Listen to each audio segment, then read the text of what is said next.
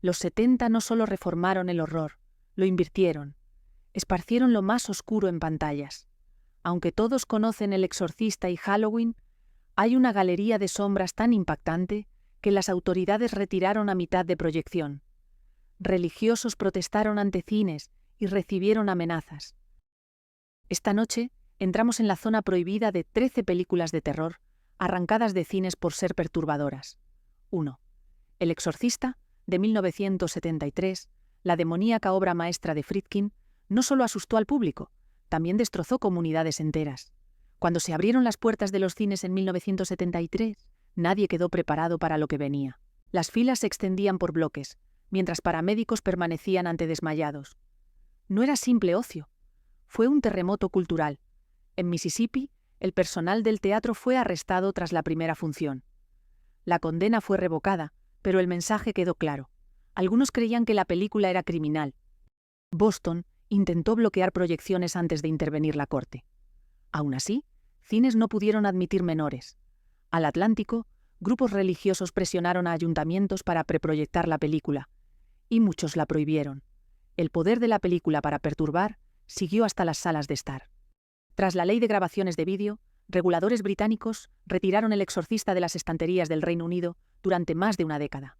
Friedkin creó algo que trascendía el horror, un drama de fe que hacía dudar a los espectadores mientras veían el cuerpo de un niño convertirse en un campo de batalla entre el bien y el mal. New York Daily News lo llamó la película más aterradora jamás hecha, y los líderes religiosos lo condenaron por blasfemia. Controversia solo empujó las ventas, convirtiendo una película que los cines quisieron enterrar en una de terror taquillera. 2. La matanza de Texas. En 1974, hijo de Tobe Hooper, Drenched Nightmare, llegó con un golpe brutal al cráneo. Lo raro de la indignación es cuánta violencia gráfica muestra la película. Todo está implícito, pero el estilo documental de la filmación hizo creer al público que vieron crímenes reales. La Junta Británica de Clasificación de Películas negó la certificación a nivel nacional, bloqueando la distribución. Los consejos locales británicos permitían sesiones. El mensaje era claro: demasiado fuerte para la exhibición. En Estados Unidos, cines cancelaron reservas tras quejas del público. El título se volvió notorio. A los imitadores se les advirtió no usar la palabra chainsaw. En su mercadeo, los críticos estaban divididos. Roger Ebert elogió su horrible eficacia, mientras otros lo calificaron de despreciable. Lo que nadie pudo negar fue su poder primitivo, el sonido de ese generador, las caras de cuero, la danza y el atardecer de Texas, las escenas finales de la locura desatada. Lo más perturbador de La Matanza de Texas no fue solo lo que ocurrió en la pantalla. Así era la forma en que la película reflejaba la ansiedad estadounidense tras Vietnam y el colapso de los mitos rurales. Las salas que la retiraron la convirtieron en el fruto prohibido definitivo, transformándola de un thriller de bajo presupuesto en un rito de paso, susurrado a lo largo de generaciones. Irónicamente, las bandas solo cimentaron su legado. Por fin, la BBFC cedió en 1999, permitiendo proyecciones sin cortes 25 años después de que se hiciera el daño. 3 Snuff, 1976. Los creadores de cine de explotación, Michael y Roberta Findlay, idearon ya un plan de marketing cruel: vender su thriller barato como si fuera un asesinato real.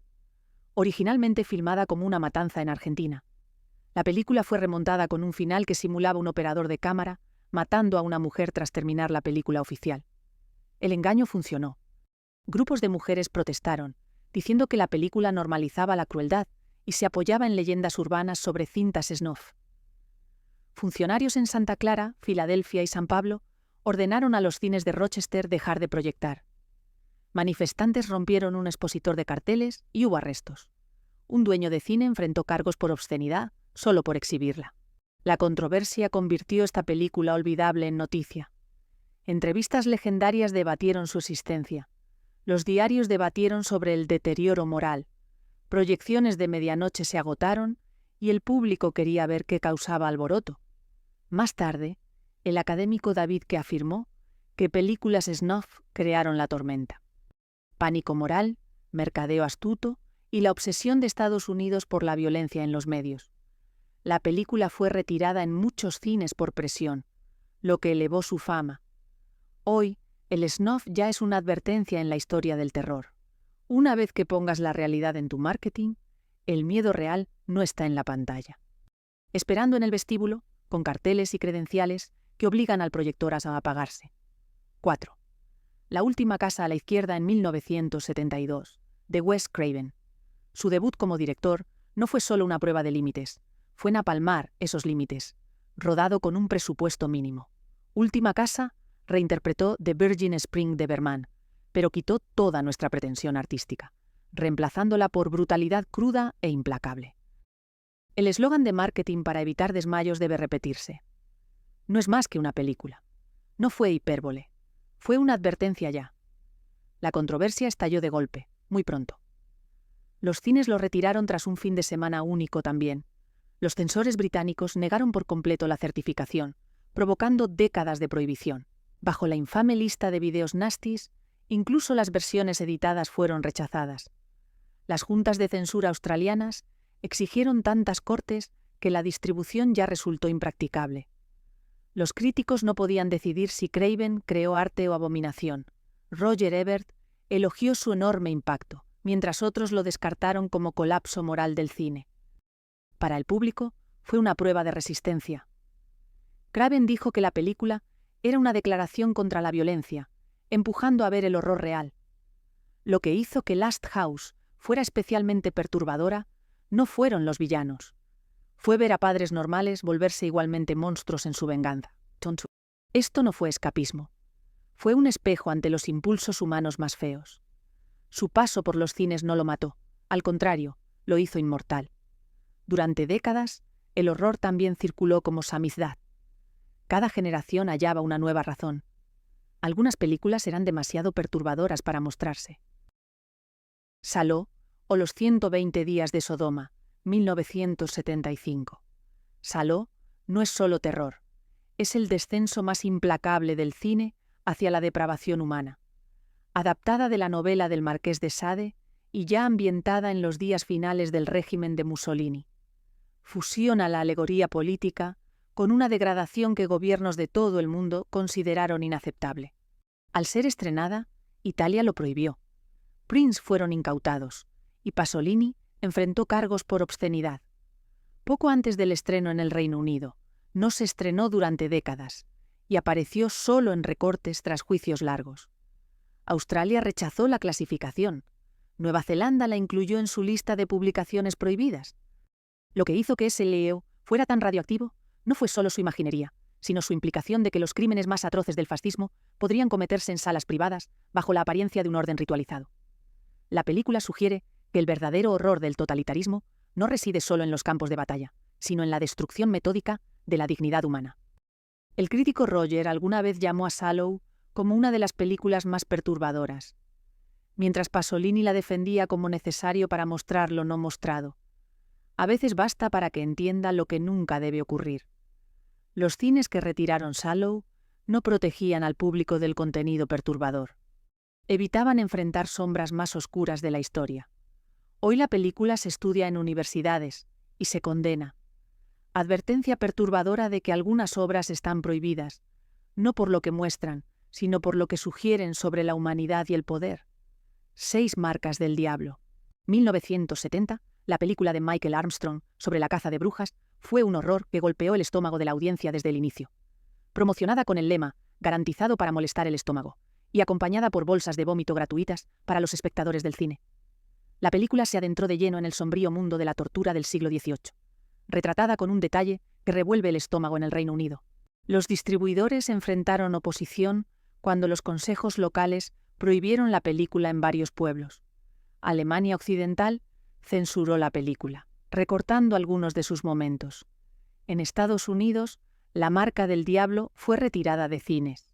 Un pueblo de Nueva Jersey la obligó a salir tras unos días. Lo que resultó especialmente perturbador fue su retrato implacable de torturas realmente usadas durante la era de los juicios por brujería. Arrancamiento de la lengua, tortura con agua y quema en vida, todo presentado como entretenimiento. Herbert L.M., quien interpretó al cazador de brujas conflictuado, más tarde admitió: «Sabía que sería controvertido, pero incluso yo me sorprendí ante el corte final». Los críticos la descartaron como explotación, pero el público en las salas Grindhouse abrazó su descarado exceso. La controversia lo convirtió en medalla de honor para los fans del horror, prueba de resistencia para demostrar su valía. El cineasta Grit llamó la película que enseñó a toda una generación la crueldad histórica por el shock value. Hoy se recuerda como uno de los ejemplos más morbosos de marketing de choque de la década, donde la leyenda de sus bandas quedó ligada a la película. Seven. No entres ya en casa. En 1979, el psicodrama de Joseph Ellison sobre un hombre perturbado que quema vivas a mujeres en un cuarto de acero fue diseñado para irritar los sentidos, filmado con frialdad clínica. La película no inquietó por su gore veloz, sino por un enfoque implacable sobre el trauma, el aislamiento y la venganza en el Reino Unido. Se unió a las filas de los videonastis prohibidos bajo la Obscene Publications Act. Irlanda se negó rotundamente a clasificarla. Incluso en Estados Unidos, varios estados empujaron para editarla antes de permitir sus proyecciones. La disputa giró en torno a una escena de emulación que muchos vieron indefendible. La crítica la condenó y algunos la calificaron de repulsiva. Incluso para el horror, otros la llamaron defensores sádicos. Sin embargo, se sostuvo que era un estudio psicológico sobre la creación de un monstruo, el protagonista. Donnie fue abusado por su madre, que lo quemó como castigo. La exhibición de la película fue irregular. Algunos cines la retiraron a mitad de semana. Temiendo la reacción de la comunidad, el director Joseph Ellison quedó perplejo. Intentábamos mostrar que el abuso genera bestias, no glorificar la violencia. El sistema no entendió el punto en el mercado de videos subterráneos, pero halló un público. Con ironía, sin bandas ni titulares, no entraría en la casa y caería en el olvido. En cambio, perdura como una de las historias más escalofriantes del Grindhouse, prueba de que sacar una película de salas puede cimentar su legado tan eficaz como éxito. 8. Las colinas tienen ojos. Sí, 1977. Cuando Wes Craven siguió La última casa a la izquierda con Las colinas tienen ojos, cambió el terror suburbano por una pesadilla desértica bañada por el sol. El relato de la película sobre una familia emboscada por un clan salvaje en el desierto de Nevada no fue solo perturbador.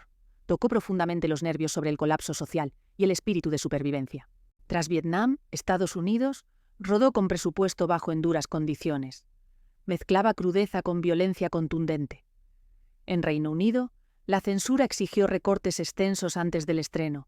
Aún así, varios ayuntamientos regionales se negaron a proyectarla. Más tarde, entró en la ola de video nasties de 80. Fiscales usaron imágenes perturbadoras como prueba de daño público. Australia impuso censura severa que dio lugar a versiones muy cortas en Estados Unidos. Algunos cines la retiraron tras las quejas del público, en zonas conservadoras. Lo que más molestó fue la idea de que las personas civilizadas están a una crisis de distancia de la barbarie, un tema que golpeó muy cerca de casa. Craven defendió la película. Quería mostrar que la línea entre civilización y barbarie es más delgada de lo que pensamos. Su habilidad para equilibrar brutalidad y comentario social convirtió las bandas en publicidad gratuita. Consolidando Las colinas. Tienen ojos como una supervivencia esencial. El historiador de cine de terror, Adam Lowenstein, señaló que Las colinas tienen ojos, mostró que el horror de la naturaleza estadounidense no era solo amenazas externas, sino el monstruo dentro de la familia nuclear. Con el tiempo, su estatus pasó de contrabando peligroso a clásico celebrado, demostrando que la censura a veces puede inmortalizar lo que intenta borrar. 9. La casa en Straw Hill, 1976, también se estrenó bajo los títulos Expose y Trauma, para sortear las juntas de censura. La casa en Straw Hill combinó horror psicológico con elementos de explotación para contar la historia de un autor solitario que cae en la paranoia y la violencia. Su mezcla de arte, ritmo del house y violencia súbita y brutal hizo de la película un blanco para la vigilancia moral en el Reino Unido. Fue incluida en la lista de video nasties y, de hecho, prohibida durante años bajo la ley de publicaciones obscenas. Antes del pánico por el video, autoridades locales se negaron a otorgar licencias, citando su impacto en normas comunitarias. Australia siguió el ejemplo con prohibiciones totales, y la Junta de Nueva Zelanda lo prohibió por completo. El director, James Kino Clark, protestó. No prohibían la película. Prohibían ideas con las que no querían enfrentarse. Los críticos, en general hostiles, algunos destacaron la atmósfera y el estilo, insinuando que buscaba algo más que la explotación. El director Nicholas Roeg defendió supuestamente la película, llamándola incómoda pero necesaria. La proyección, aunque no disuadió a los espectadores, la retirada de la película de cines selló su destino como objeto de colección, susurrado entre los fans y vendido en mercados piratas. Más tarde reflexionó el actor Udo Kier.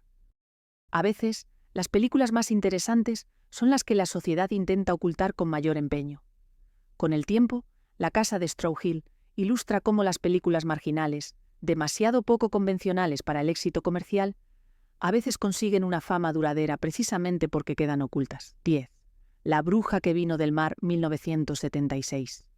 Del título, el público podría esperar un thriller realmente sobrenatural. En cambio, La bruja del mar entrega algo más inquietante: disidencia psicológica sobre trauma, locura y fantasía violenta. Dirigida por Matt Sieber, la película sigue a una mujer acosada por visiones, y su delirio genera actos brutales. En el Reino Unido, la BBFC negó la certificación y la situó ya en la lista de videonastis. Quedó prohibida durante años, subsistió solo en importaciones editadas y en intercambios de VHS clandestinos. La controversia creció por su marketing engañoso, que prometía brujería marina, pero ofreció un inquietante retrato. En Estados Unidos, nunca fue prohibido formalmente. Algunos cines cancelaron reservas tras salidas tempranas y la crítica negativa. Lo más inquietante para el público fueron las escenas de castración, aunque trató el abuso infantil y trauma con igual provocación. Millie Perkins defendió la película, afirmando que no era explotación. Fue una mirada honesta sobre cómo el trauma destruye vidas. Eso asustó a la gente.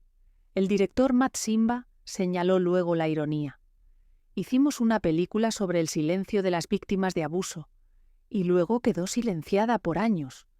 Su ausencia resultó más famosa que su disponibilidad.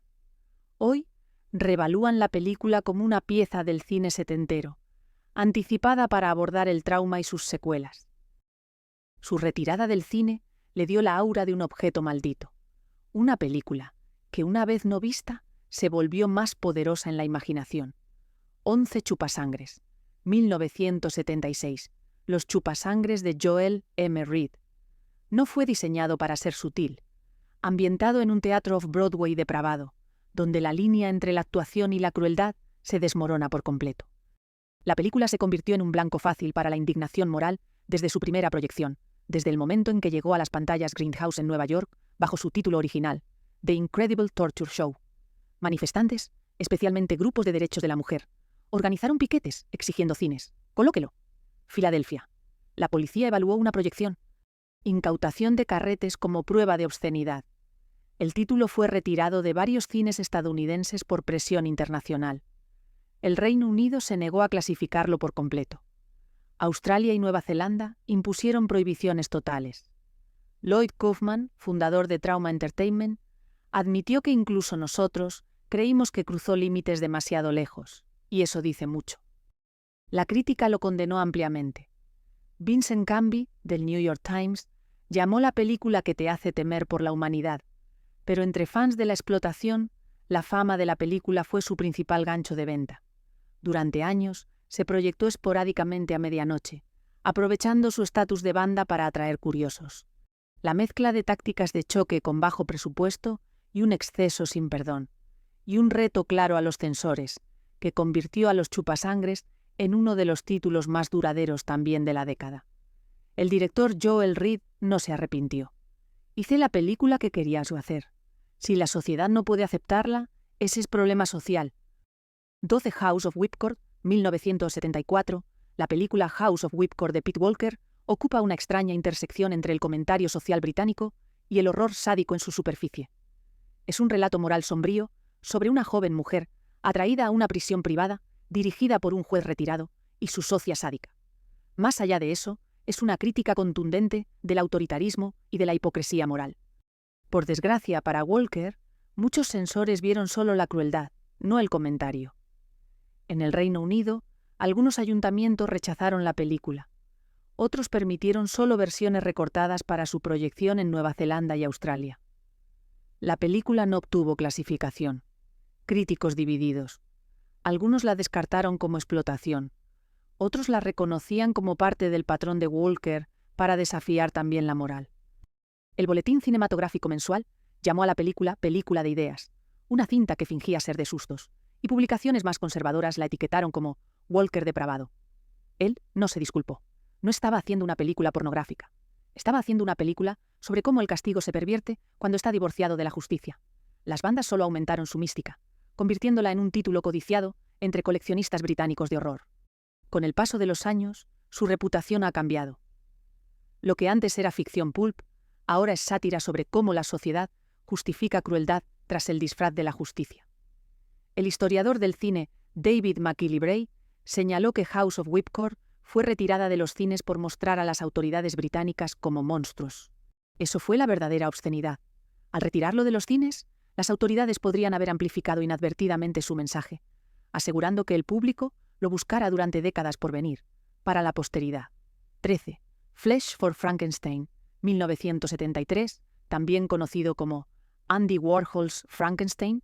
En algunas zonas, Morrissey's Flesh for Frankenstein no fue destinado a esas audiencias educadas. Un giro grotesco y surreal de la historia de Mary Shelley.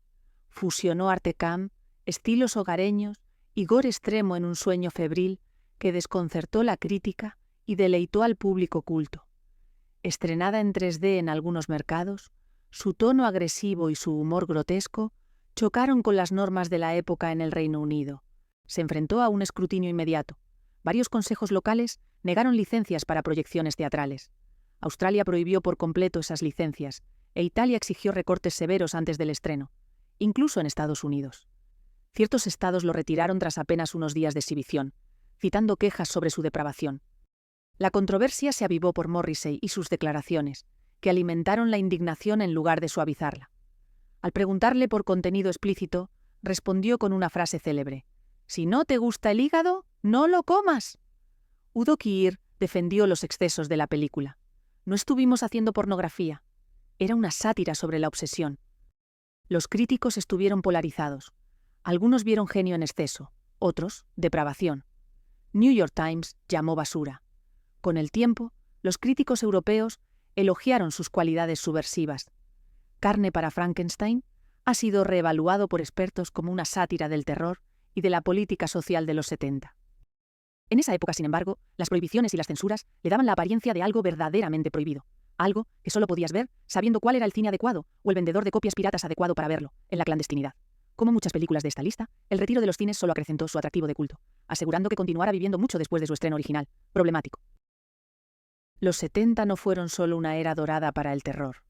Fueron un combate donde arte y moral chocaban en vestíbulos de cines de todo el mundo. Cada proyección, cada cinta retirada, cada pánico moral, aumentó nuestra fascinación en verdad por estas películas prohibidas. Hoy, la mayoría está disponible sin cortes, su sorpresa ha menguado. Pero la pregunta es, ¿eran estas películas peligrosas? ¿O era el peligro real en silenciarlas? Comenta cuál de estos clásicos de la banda aún pega, o si hay otra película retirada que nos faltó. Porque a veces, lo que la sociedad intenta ocultar, dice mucho de nosotros.